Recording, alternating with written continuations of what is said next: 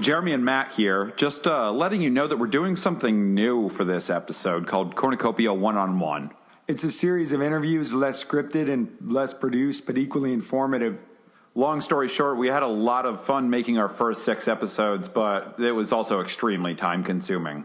Plus, it's pedicab season here in San Francisco, and we're working the tricycle hustle to pay the bills. So we're trying to produce something a lot more quickly here, and it's a bit of an experiment, but hope you enjoy. Toodles. This is Cornucopia.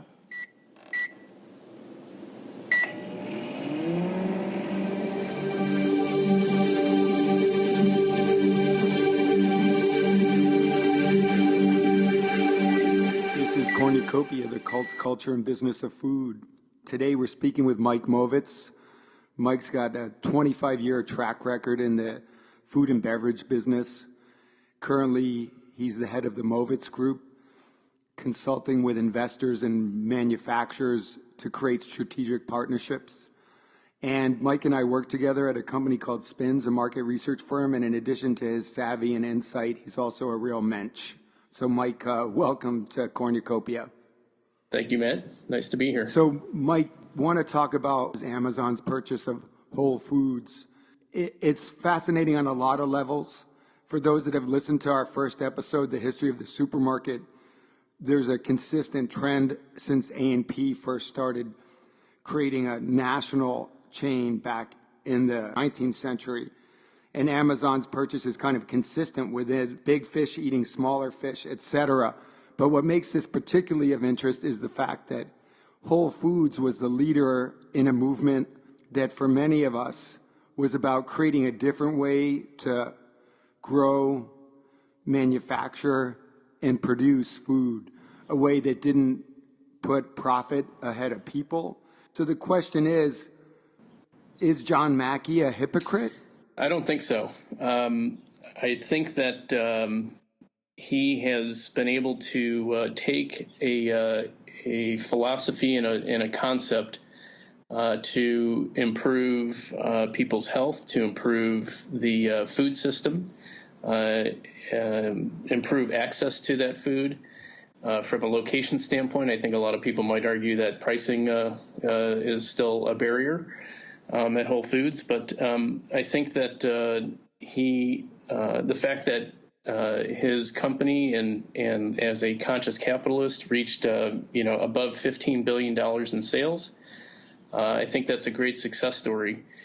And I think that they have been facing a lot of competition from their own success. The proliferation of natural and organic products through traditional grocers and traditional retail, I think is a reflection of the fact that consumer demand for what Whole Foods had and has created more traditional business competition, which becomes a bit of a price game.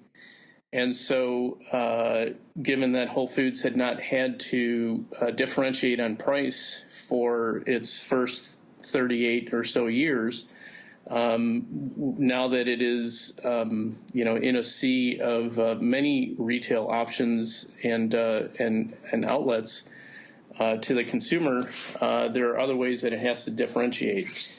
And so we saw that in the past couple of years as its financial performance was lagging, its customer counts were struggling, basket rings were struggling. As a public company, the directors of that company have a fiduciary responsibility to address shareholder value and to maximize shareholder value. And in the face of declining comparable store sales, growth rates, and margin squeezes, the company had a responsibility and obligation to reverse the business nuts and bolts trend. And the dynamics in the marketplace for consumer brands, or for any brand for that matter, the old playbook is gone, and the new playbook is being written as we watch. It's unfolding in front of our eyes. And I think as Whole Foods continued to define the future of retail, food retailing, on every level that had nothing to do with price and commoditization that traditional grocery had. It suddenly found itself, as I mentioned, with that competitive environment. And so in order to then, I think, stay true to that innovation and leadership stance to maintain the profile and momentum of the principles of Whole Foods and all that it stands for, I think that it very rightly seems that aligning themselves with a traditional grocer would simply be taking a step backwards in the sense of business philosophy and food retailing. I'm going to interrupt to unwrap some of the points you make, because in terms of differentiating on price, can you explain to those folks that may not be familiar exactly what that means? Sure. If you have the same item available in two different stores, and it's cheaper, and let's say both stores are equally convenient for you to shop at, and both stores are equally pleasurable of a shopping experience, then you're likely going to be choosing to shop at the place that has the lower price. And that's what I think a lot of business people refer to as the race to the bottom, is that if nothing else, if there are no other value generating factors, then price is going to bubble to the top as the priority. And value generating would be local, fair trade, organic, things like that. Exactly. A mission-based business, supporting social causes, being transparent and being able to engage in a relationship with between the business and the consumer, aligning with the consumer values, that it's not just about a transaction, that there is an emotional relationship that's there because the things that the consumer cares about are the things that the business care about, and vice versa. Is it fair to say that Whole Foods didn't go public? There might have been a different path? Because one of the things that I'm consistently telling people is, despite the fact that their stock declined dramatically, but the stores were still profitable. Is that correct? Well, Whole Foods was a profitable entity, yes, but their sales, their basket sizes were declining. Their customer counts, if I remember correctly, their customer counts and their basket sizes were in slight decline, and their margins were being pressured because they were trying to lure consumers through bigger discounts. What you were saying about fiduciary responsibility and looking for a partner to bring them forward as the big innovator within food and beverage retail, the idea of aligning with Amazon is consistent with their values, independent, and I'd like you to go into this a little more, of John Mackey's ongoing commitment to what he calls conscious capitalism.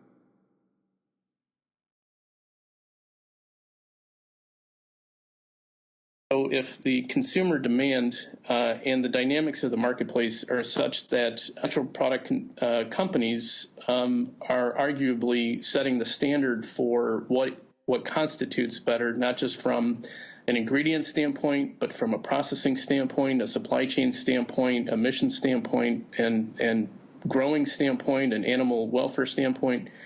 If that's what consumers want, and the footprint of natural and specialty stores is 10% the size from a store count basis of just grocery stores, let alone probably about 3 or 4 or 5% of traditional retail in general across all type of outlets, then really the way to get healthier products into more people's hands is to make them available in more places. And so rather than looking at the prospects of doing business with somebody that, used to be looked upon as, the other and not doing things the way that you would like them, I think that there's, it benefits to approach business partners from a collaboration standpoint that both can benefit. And it's actually a win-win-win. It's a win for both the manufacturer and the retailer,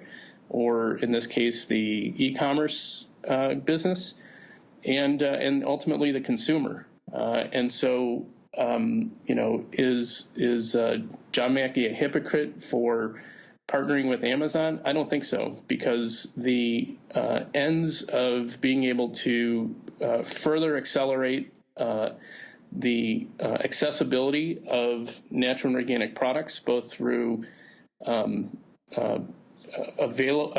exposure to that many more consumers that Amazon provides exposure to, and the operational efficiencies that Amazon will help Whole Foods to reduce their prices for. At least that's the going commentary. Then more consumers will have access to better foods to improve their lives, live a more healthier life, and the supply chains will also improve, because as more demand is there, then farmers and suppliers will also need to catch up to that demand. And I think it's a virtuous cycle, and it benefits everybody. Currently, I believe the estimate is if you make an certified organic product, which means 95% or more of the ingredients are organic, and the other 5% are limited to a specific list of products, it's about 35 cents more to the dollar to produce that. So when you say it's a win-win-win, what you're suggesting is that with increased efficiencies based on Amazon's gigantic reach, a lot of those differentials in terms of limited supply, in terms of price points, et cetera, are going to be reduced. Correct. I think what we will continue to see is that traditional CPG companies will continue to improve the healthiness of their product portfolio. They've been doing it now for a couple of years out of consumer demand. But we have to remember that they can't convert their entire portfolio overnight, because they have billions of dollars in existing sales from consumers that just want it. And so you can't change everybody's mind overnight. But I do think that a generation or two from now, we will see a very different profile of product availability from traditional CPGs, which will also be reflected in their supply chains, in their ingredients, and how things are grown, et cetera. So it moves on down the chain. And actually, just as a quick side note, when I mentioned the win-win-win before about the manufacturer, the retailer, and the consumer, actually the conscious capitalism tenants actually refer to a win-win-win-win-win-win. That's 6 wins.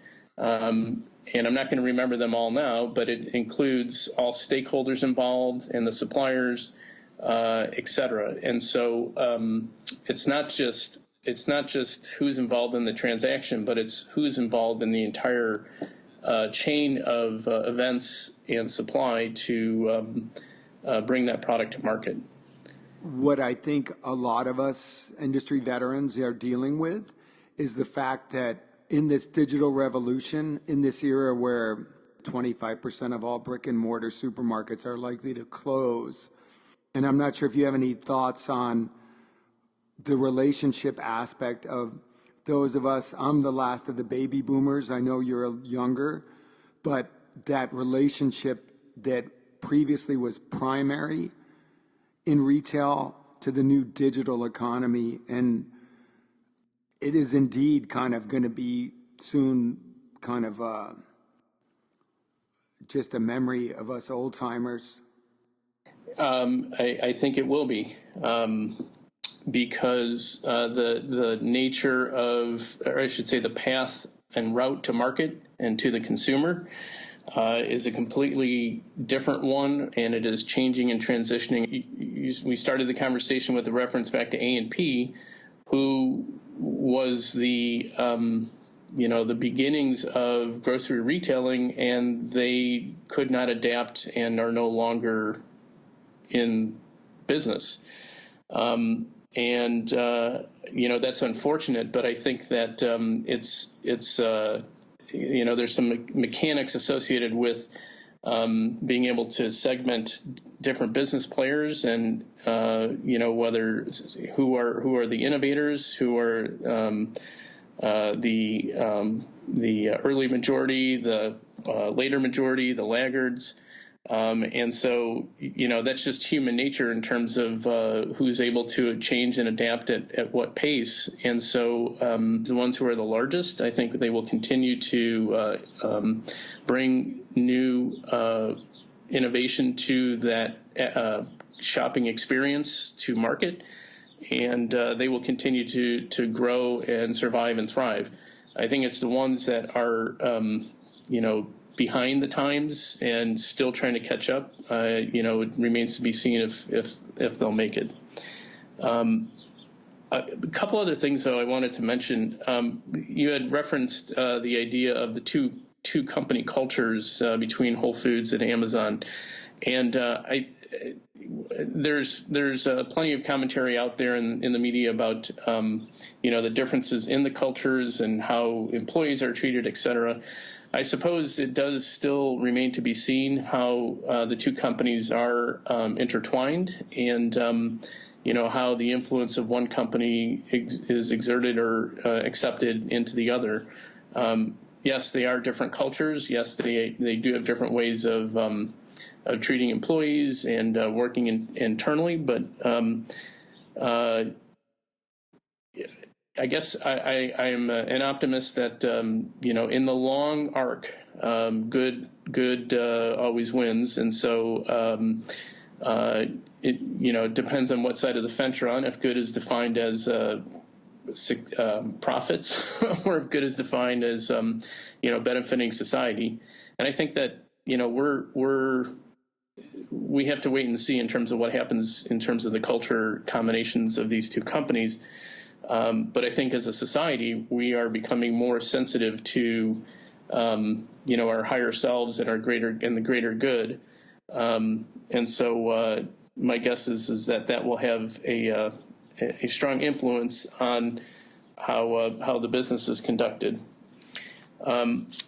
One other comment I would make is that when I was referencing before about, traditional CPGs transforming their product portfolios, I am not suggesting that we're going to see an Oreo cookie that is a direct competitor of, a Newman's Own Organic. But I do think that we would see a very different type of product, whether it's, less processed or less refined, healthier base ingredients, or what have you. There's absolutely a struggle right now in trying to figure out how for traditional CPGs and how to figure out that profitability model, because there's a lot of tension between how CPG companies have essentially cut costs to growth versus and taken value out of the products, out of the food that they're selling. Versus the demand that consumers have for real food. And so, it's a different financial model, and it's going to be a hard change to make, with pricing costs being a large component that a consumer looks at when they're buying things. But, maybe this is where Walmart did it once before for helping the economy with their pricing approach, and perhaps this Amazon Whole Foods arrangement will do the same for better for you products as well. Mike, I think that's a really interesting last word. The fact that perhaps this Amazon Whole Foods deal might increase the availability and affordability of better for your health, better for the environment foods. We'll have to wait and see, and I'm not sure if I'm among the doubters, but no doubt we'll be talking about this for years to come. You can find out more about Mike Movtiz and his business services at movitz.com, MOVITZ group.com. Cornucopia, the cult, culture, and business of food. Find us on iTunes, Stitcher, Google Play, wherever you listen to your podcasts. Our website is cornucopia.show. Thanks for listening. We'll see you in the supermarket. We'd like to thank you for calling Amazon customer service. This call may be recorded for quality assurance. Please stay on the line and we'll quickly connect you with an associate. After the beep, you can also tell us how to help you in 1 or 2 sentences. You can say something like, I have a Kindle question, or